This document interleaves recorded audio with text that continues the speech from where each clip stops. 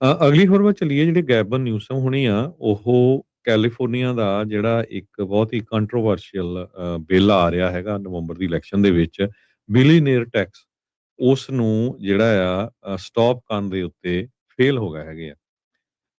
ਸੋ ਪਹਿਲਾਂ ਕੈਲੀਫੋਰਨੀਆ ਦੇ ਗਵਰਨਰ ਨੇ ਇਹ ਕਿਹਾ ਸੀ ਵੀ ਟੈਕਸ ਲੱਗੂਗਾ। ਬਾਅਦ ਦੇ ਵਿੱਚ ਬਹੁਤ ਸਾਰੇ ਜਿਹੜੇ ਬਿਲੀਨੀਅਰਸ ਆ, ਉਹਨਾਂ ਨੇ ਇੱਥੋਂ ਭੱਜਣਾ ਸ਼ੁਰੂ ਕਰਤਾ, ਕੈਲੀਫੋਰਨੀਆ 'ਚ ਹੋਰ ਸਟੇਟਾਂ 'ਚ ਚਲੇ ਗਏ ਤੇ ਮੁੜ ਕੇ ਉਹ ਕਹਿੰਦੇ ਵੀ ਨਹੀਂ, ਇਹ ਬਿੱਲ ਦੀ ਜ਼ਰੂਰਤ ਹੈ ਨਹੀਂ। ਇੱਕ ਟਾਈਮ ਦੇ ਉੱਤੇ 5% ਟੈਕਸ ਦੀ ਗੱਲ ਹੋ ਰਹੀ ਸੀ। ਬਾਅਦ ਦੇ ਵਿੱਚ ਗੈਬਨ ਨਿਊਸਮ ਨੇ ਕਿਹਾ ਵੀ 2% ਟੈਕਸ ਲਾ ਸਕਦੇ ਆ। ਸੋ ਇਹ ਜਿਹੜਾ ਬਿੱਲ ਆ ਹੁਣ ਇਸ ਵਾਰੀ ਬੈਲਟ ਦੇ ਉੱਤੇ ਹੋਊਗਾ। ਸੋ ਕੈਲੀਫੋਰਨੀਆ ਦੇ ਜਿਹੜੇ ਲੋਕ ਆ ਉਹ ਡਿਸਾਈਡ ਕਰੂਗੇ ਵੀ ਜਿਹੜੇ ਬਿਲੀਨੀਅਰਸ ਆ ਉਹਨਾਂ ਦੇ ਉੱਤੇ 5% ਟੈਕਸ ਲਾਣਾ ਆ ਕਿ ਨਹੀਂ ਲਾਣਾ ਹੈਗਾ। ਰਿਪਰੈਜ਼ੈਂਟੇਟਿਵ ਰੋ ਖੰਨਾ ਜਿਹੜੇ ਆ, ਉਹ ਇਸ ਬਿੱਲ ਦੇ ਹੱਕ ਦੇ ਵਿੱਚ ਆ ਵੀ ਜਿਹੜੇ ਬਿਲੀਨੀਅਰਸ ਆ ਉਹਨਾਂ ਦੇ ਉੱਤੇ ਟੈਕਸ ਲਾਣਾ ਚਾਹੀਦਾ। 200 ਤੋਂ ਵੱਧ ਜਿਹੜੇ ਬਿਲੀਨੀਅਰਸ ਆ ਉਹ ਕੈਲੀਫੋਰਨੀਆ 'ਚ ਰਹਿੰਦੇ ਆ, ਜਿਨ੍ਹਾਂ ਦੀ ਵਰਥ $2 ਟ੍ਰਿਲੀਅਨ ਹੈਗੀ ਆ।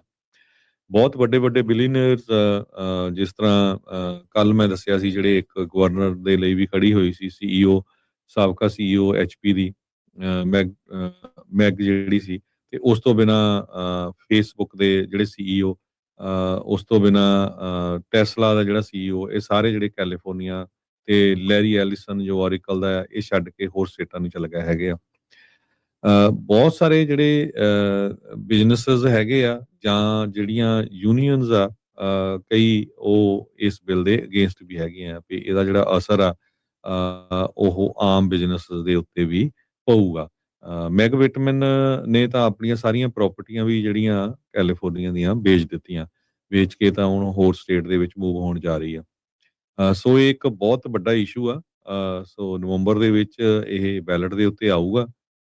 ਸੋ ਦੇਖਦੇ ਹਾਂ ਲੋਕ ਇਸ ਹੱਕ 'ਚ ਵੋਟ ਪਾਉਂਦੇ ਆ ਵੀ ਜਿਹੜੇ ਬਿਲੀਨੀਅਰਸ ਆ ਉਹਨਾਂ ਦੇ ਉੱਤੇ ਟੈਕਸ ਲੱਗਣਾ ਚਾਹੀਦਾ ਕਿ ਨਹੀਂ। ਵਨ ਟਾਈਮ ਟੈਕਸ ਲਾਉਣ ਦੀ ਜਿਹੜੀ ਉਹ ਗੱਲ ਹੈਗੀ ਆ, ਵਨ ਟਾਈਮ 5% ਟੈਕਸ ਆ, ਵੈਲਥ ਟੈਕਸ, ਉਹਨਾਂ ਸਾਰੀਆਂ ਦੀਆਂ ਪ੍ਰਾਪਰਟੀਜ਼ ਐਸੈਟਸ ਦੀ ਵੈਲਿਊ ਦੇ ਹਿਸਾਬ ਦੇ ਨਾਲ।